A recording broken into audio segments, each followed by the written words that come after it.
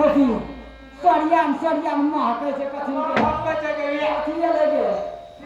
ज्ञानी काम बैठे छलिए आराम करे छलिए कास्टर में तेना महकै छै लगे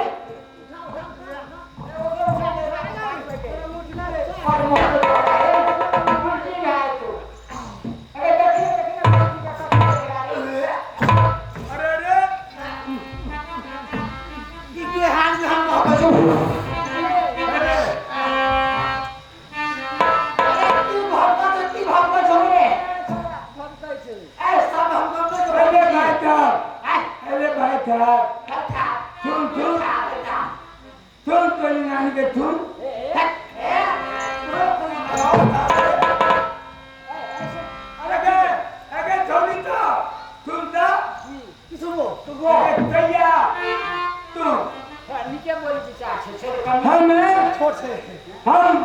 बादल चलने ले लेते सबसे पहले कहा लाभी के लटका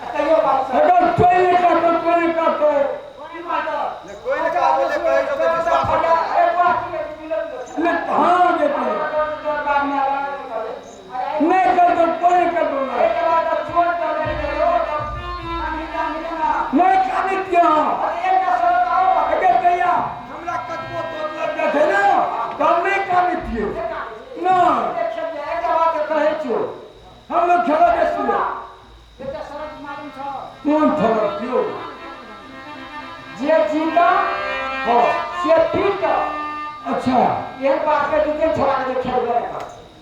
अच्छा हार से भाग छोड़ हां खेल ना अरे भैया हमरा को मंदू जाके छोड़ती जाए हम छोड़ दे ना पहले ठीक कर ली ना कहीं ना ऐसे तो ले हम से गए तो गए काल के हमरा दियावान नु छे अरे ठीक है क्या नहीं काल की हां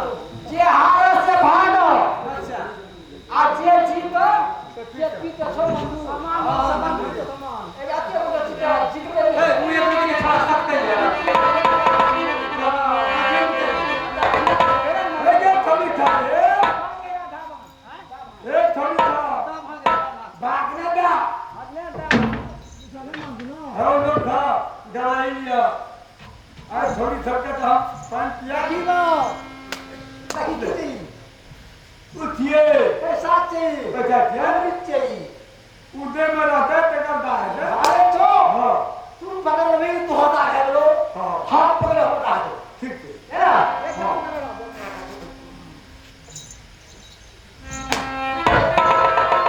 था ये पकड़ बेमानी निकली नहीं है कर ये बात निकल नहीं पकड़ दांत हमने दांत दांत तो हर भरो हाँ नहीं तो हम चार हो चा ठीक है हाँ अरे मंदिर का चलो बड़ी